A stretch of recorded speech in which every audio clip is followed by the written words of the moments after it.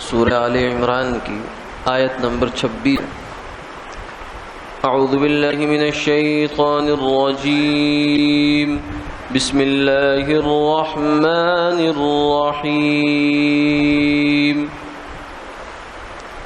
قل اللہم مالک الملک تؤتی الملک من تشاء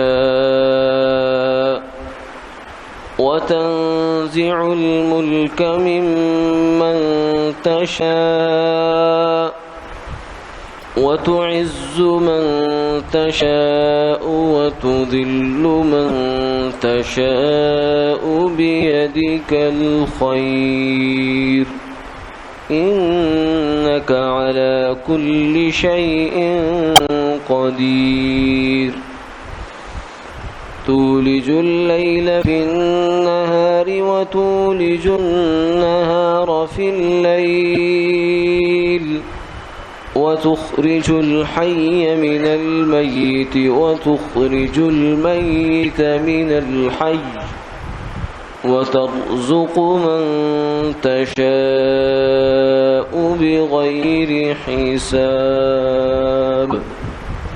صدق اللہ العظیم۔ اے محمد صلی اللہ علیہ وسلم، آپ فرما دیجئے، اے اللہ جو مالک الملک ہیں، ملک کے بادشاہ ہیں، آپ بادشاہت عطا فرماتے ہیں جس کو چاہتے ہیں اور بادشاہت چھین لیتے ہیں جس سے چاہتے ہیں، اور آپ عزت دیتے ہیں جس کو چاہتے ہیں اور ذلت دیتے ہیں جس کو چاہتے ہیں۔ آپ کے ہاتھ میں خیر ہے، بے شک آپ ہر چیز پر قادر ہیں۔ آپ رات کو دن میں داخل کرتے ہیں اور دن کو رات میں داخل کرتے ہیں، اور زندہ کو مردہ سے نکالتے ہیں اور مردہ کو زندہ سے نکالتے ہیں، اور آپ جسے چاہتے ہیں بغیر حساب کتاب کے رزق عطا فرماتے ہیں۔ گزشتہ آیات سے یہود و نصارہ کے ساتھ مکالمہ چل رہا ہے۔ ان آیات کا اپنی جو ایک شان ہے وہ بھی ہے، اپنی جگہ ہے کہ یہ قرآن پاک کی بڑی اہم اور خاص آیات میں سے یہ دو آیتیں ہیں، جس کے اندر اللہ رب العزت کی شان ربوبیت اور شان جو حاکمیت ہے اس کا عجیب انداز میں بیان ہے، اور اس انداز سے بیان وہ صرف اللہ ہی کر سکتے ہیں، کوئی اور نہیں کر سکتا۔ لیکن یہاں ان آیات کا جو پس منظر ہے یا ربط ہے وہ یہ تھا کہ یہود اور نصارہ یعنی عیسائی اور یہودی جنہیں اہل کتاب کہا جاتا ہے، وہ جناب نبی پاک صلی اللہ علیہ وسلم کی نبوت کے منکر تھے۔ اور انکار کی وجہ کیا تھی؟ وجہ یہ نہیں تھی کہ وہ انہیں حضور کی نبوت کا علم نہیں تھا، جانتے نہیں تھے، نہیں جانتے تھے۔ قرآن پاک یہ کہتا ہے کہ یہود و نصارہ حضور کو اس طرح پہچانتے ہیں جیسے انسان اپنی سگی اولاد کو پہچانا کرتا، اتنا یعنی کوئی شک شبہ ہی نہیں ہے، لیکن پھر بھی مانا نہیں ہے۔ دو وجہ سے نہیں مانا۔ ایک اس وجہ سے کہ اگر ہم حضور کی اتباع کرتے ہیں تو ہماری جو سرداری ہے اور ہمارے پاس جو مال دولت اور ایک حکومت اور سیادت ہے، چودراہٹ ہے، وہ ہماری چھن جائے گی۔ یہ دھوکہ لگ گیا ان کو۔ اور دوسرا دھوکہ یہ لگا کہ ہم اچھے خاندان سے ہیں، بنی اسرائیل نبیوں کی اولاد ہے، ابراہیم علیہ السلام، پھر اسحاق، پھر یعقوب علیہ السلام، پھر ان کے آگے 12 بیٹے۔ یہودی جتنے بھی تھے وہ تو سب نسلی مذہب ہے، یہودی دعوتی مذہب نہیں ہے۔ یہودی اس وقت بھی جو دنیا میں موجود ہیں وہ سبھی بنو اسرائیل ہیں۔ کچھ لوگ اگر یہودی ہونا چاہے کوئی آدمی تو اسے یہ بی گریڈ میں رکھتے ہیں، دوسرے درجے کا یہودی بنا کر رکھا جاتا ہے، ورنہ اصلاً یہودی نسلی ہیں۔ تو ان کو ایک اپنی نسل پر بڑا فخر تھا کہ ہم بنو اسرائیل ہیں، پیغمبروں کی اولاد ہیں۔ تو یہ دو مسئلے تھے ان کے سامنے جو انہیں ہدایت کو اپنے سینے سے لگانے میں اور ایمان کو قبول کرنے میں رکاوٹ تھے ان کے لیے۔ ان آیات میں ان دو باتوں کا جواب ہے۔ وہ کس طریقے سے؟ وہ اس طرح کہ اللہ تعالیٰ نے یہ فرمایا ہے کہ یہ جو تمہارے پاس مال ہے، یہ دولت ہے، یا چودراہٹ ہے، یا سلطنت ہے، ریاست ہے، عظمت ہے، یہ تمہارے باپ کی جاگیر نہیں ہے، نہ یہ تم ماں کے پیٹ سے اپنے ساتھ لے کر آئے ہو، اور نہ یہ تم نے قبر کے پیٹ میں اپنے ساتھ لے کر جانا ہے۔ یہ تو سب اللہ کا دیا ہوا ہے۔ یہ جتنی بھی دنیا کے منصب، عہدے، وزارت، صدارت، حکومت، بادشاہت، سلطنت، یہ سب فرمایا کہ اللہ کی عطا ہے۔ کیوں؟ اس لیے کہ ہر چیز کا مالک حقیقی اللہ ہے، ہر چیز کا، اس زمین کا اور ہوا کا، پانی کا اور ہمارے جسموں کا، سونے کا، چاندی کا، روپے کا، پیسے کا، ہماری عقلوں کے، ہر چیز کے حقیقی مالک اللہ ہے۔ حتیٰ کہ ہماری بادشاہتوں کے مالک بھی اللہ ہیں۔ یعنی یہ جو بادشاہت کسی کو مل جاتی ہے، حکومت کسی کو مل جاتی ہے، تو وہ یہ نہ سمجھے کہ میری خود اپنی محنت کا نتیجہ ہے، یہ اللہ کی عطا ہوتی ہے، اللہ اسے عطا فرما دیتے ہیں۔ تو یہ فرمایا قل اللہم مالک الملک، اے اللہ جو بادشاہوں کے بادشاہت کے مالک ہیں۔ یعنی ایک بادشاہ ہوتا ہے نا، وہ تو بادشاہت خود اس کے پاس ہوتی ہے، اور وہ بادشاہت کا مالک نہیں ہوتا۔ یہ بڑی اہم بات ہے۔ قل اللہم مالک الملک، مالک الملک جو لفظ ہے عربی کا ترکیب ہے ملک کا مالک، ملک کا مالک۔ مالک آپ سمجھتے ہیں کسے کہتے ہیں؟ اس کو سمجھنے کے لیے سمجھیے کہ ایک کرائے کا مکان یا عاریت کا مکان اور ایک اپنا ذاتی مکان۔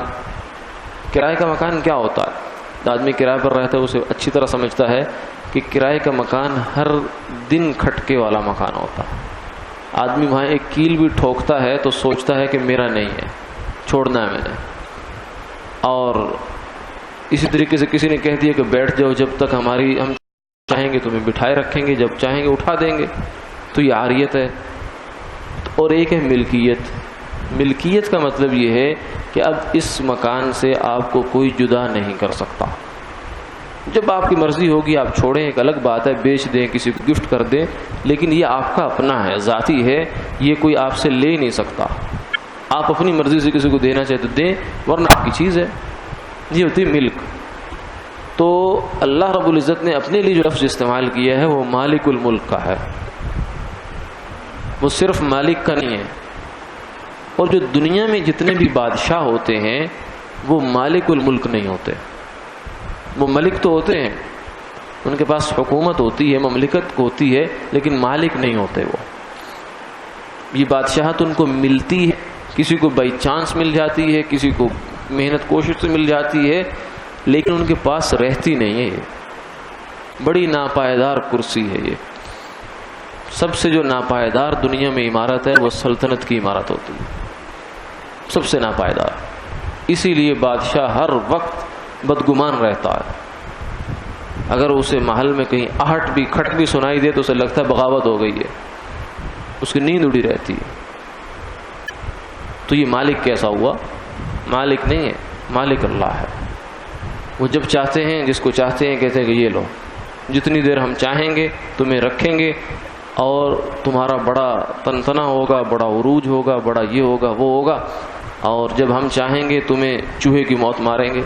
فرعون کو کتنے سال حکومت اللہ نے دی رکھی، حتیٰ کہ اتنا اس کو ڈھیل دی، اتنی ڈھیل دی کہ وہ کہتا ہے انا ربکم الاعلی، میں بادشاہ نہیں، میں تو خدا ہوں، مالک الملک ہوں۔ لیکن اللہ نے اس کو سمجھا دیا کہ نہیں، مالک الملک تو نہیں، وہ میں ہوں۔ اور نیل کے دریا میں جو سمندر، نیل کے دریا نہیں بلکہ بحر قلزم سمندر کے اندر اسے غوطے دیے، اور بادشاہت وہیں ہے، تخت مصر وہیں پہ تھا، لیکن فرعون نہیں تھا۔ آج ہم نے کتنی زندگی میں کتنے عروج، انقلاب، زوال دیکھتے ہیں کہ ایک آدمی آتا ہے، مکہ لاتا ہے، کہتا ہے میری کرسی بڑی مضبوط ہے، اور اگلے ہی سال ہم اس کو ذلیل ہوتا دیکھ رہے ہوتے ہیں۔ مالک ہو تو یہ نہیں ہوتا۔ مالک کو کوئی اس کے مکان سے نکال نہیں سکتا، اس کی جائیداد سے نکال نہیں سکتا۔ تو یہ ملک کسی کی میراث نہیں ہے، ملک کسی کی میراث نہیں ہے، یہ بات اللہ نے یہاں سمجھائی ہے۔ قل اللہم مالک الملک، اے اللہ جو کہ مملکت کے ملکوں کے مالک ہیں، اور ویسے بھی اسلامی نقطہ نگاہ سے بھی اور جو آپ کا جمہوری سیٹ اپ ہے اس وقت دنیا میں، اس کے لحاظ سے بھی بادشاہ جو سربراہ سلطنت ہوتا ہے وہ مالک نہیں ہوا کرتا، اس منتظم ہوتا ہے، انتظامی ذمہ دار ہوتا ہے، بس وہ مالک نہیں ہوتا کہ وہ جیسے چاہے جب چاہے جو چاہے کرے، یہ اس کو اختیار نہیں ہے۔ نہ خلیفۃ اللہ کو اختیار ہے، نہ جو ہے وہ انتظامی ذمہ دار کو اختیار ہوتا ہے، وہ تو صرف اصولوں کا بند ہوتا ہے، اسے جو SOPs دیے گئے، جیسے کام کا طریقہ دیا گیا اس کے مطابق انتظام کرے، بس وہ اختیار نہیں رکھتا۔ مثلا اگر بادشاہ مالک ہے تو کیا وہ ملک کو بیچ سکتا ہے؟ کسی دوسرے ملک کے ہاتھوں اپنا ملک بیچ دے؟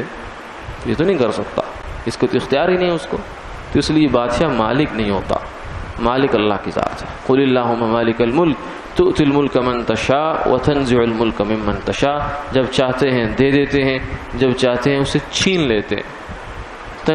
تنزع کا لفظ استعمال فرمایا، نزاع کہتے ہیں چھیننے کو، یہ نہیں کہا کہ واپس لے لیتے ہیں۔ جو واپس لینا ہوتا ہے نا، یہ بڑا عزت کا لفظ ہے کہ کسی کو کوئی چیز دی گئی اور وہ پھر واپس لے لی، یہ تو بڑا مہذب لفظ ہوتا ہے، واپسی کر لیں، میری چیز واپس کر دیں، آپ نے اٹھا کر واپس کر دی۔ اور ایک ہوتا ہے کہ نہیں چھینی، اس کا مطلب یہ ہے کہ جس کو بادشاہت مل جاتی ہے وہ آرام سے واپس نہیں کرتا، اسے چھینی جاتی ہے، لی جاتی ہے، لینی پڑتی ہے، اور اللہ تعالیٰ اس سے واپس چھینتے ہیں۔ تنزع الملک، اے اللہ آپ اس سے ملک کو چھینتے ہیں واپس۔ اور پھر کیا ہوتا ہے؟ تعز من تشاء، عزت آپ دیتے ہیں، وتذل من تشاء، ذلت آپ دیتے ہیں۔ انسان خود ذلت کا اور عزت کا بھی مالک نہیں ہے، یہ بھی اسی میں پیغام ہے۔ تو یہود کے جو دو مسئلے تھے بیچاروں کے، ایک یہ کہ ان کے پاس کہتے تھے کہ ہمارے پاس دنیا کی سلطنت چودراہٹ جو ہے وہ جائے گی، تو اللہ نے ان کو کہا کہ یہ جائے گی نہیں، یہ اللہ کی عطا ہے، اگر تم مسلمان ہو جاؤ تو اللہ تمہیں اور عزت عطا فرمائیں گے، لیکن اگر تم نہیں رہتے تو یہ تمہارے باپ کی جاگیر نہیں ہے۔ کیسر و کسریٰ کی سلطنت ہے، اس وقت بڑی بڑی تاریخ نے دیکھا، اور یہ ان آیات کے اندر مفسرین نے لکھا کہ ان کی طرف بھی اشارہ ہے، کیونکہ اس وقت یہودی مذاق اڑایا کرتے تھے۔ جب جنگ خندق ہو رہی تھی نا، کہ خندق کھودی جا رہی تھی، تو ایک بڑی سی چٹان آ گئی، جو صحابہ کدال مار رہے ہیں، ٹوٹ نہیں رہی۔ آپ صلی اللہ علیہ وسلم سے آ کر عرض کیا، آپ تشریف لے کے آپ نے کدال مارا، ایک کدال ماری، اس سے چنگاری نکلی، تو آپ نے فرمایا کہ جو ہے وہ قیصر فتح ہو گیا، دوسری ماری کدال چنگاری نکلے، روم فتح ہو گیا، ایران فتح ہو گیا، حبشہ فتح ہو گیا۔ اب یہ بات سن کر منافقین اور یہودی جو میں تھے، ان میں سے اکثر منافقینوں میں یہودی ہی تھے، تو وہ کہنے لگے کہ یہ دیکھو بھائی، عجیب بات ہے کہ پیٹ پر دو پتھر ہیں، حضور کے پیٹ پر دو پتھر تھے، صحابہ کے پیٹوں پر ایک ایک تھا، حضور کے دو پر تھے، بھوک کی وجہ سے، تو اور بشارتیں مل رہی ہیں، کیسر فتح ہو گیا، کسریٰ فتح ہو گیا، یہ باتیں دیکھو کیا۔ تو اللہ تعالیٰ نے ان آیات کے اندر اس بات کا جواب بھی دیا ہے کہ قیصر و کسریٰ کو جو سلطنت دی ہے وہ اللہ کی ہے، اور جب تک اللہ چاہیں گے ان کے پاس رہے گی، اور جب اللہ چاہیں گے ان سے چھین کر کسی اور کو دے دیں گے، اور دی اللہ تعالیٰ نے۔ مسجد نبوی میں کسریٰ کے خزانے کا ڈھیر لگا، اتنا اونچا ڈھیر تھا کہ ایک طرف کا آدمی دوسری طرف نظر نہیں آتا تھا، اللہ نے کر کے دکھا دیا، اور چند سالوں میں، یہ نہیں ہے کہ بہت صدیاں گزر گئی، نہیں، چند سالوں کی بات ہے، حضور دنیا سے تشریف لے گئے، 2 سال 2.5 سال ابوبکر رہے، اور 11 سال حضرت عمر کی حکومت رہی، اور حضرت عمر کی حکومت میں یہ دونوں سلطنتیں مسلمانوں کے قدموں میں ڈھیر ہوئیں آ کر۔ تو یہ بھی اللہ تعالیٰ نے پیشگوئی بھی کر دی تھی کہ یہودیوں اور اہل کتاب، تم اپنی سلطنت پر، اپنی چودراہٹ پر اتراؤ نہیں، بلکہ اللہ کے حکم کے فرما بردار ہو جاؤ، اور ان کے نبی کے نقش قدم پر چلنا شروع ہو جاؤ، اللہ تمہیں دنیا میں بھی عزتیں دیں گے اور آخرت کی عزتیں بھی تمہارے لیے۔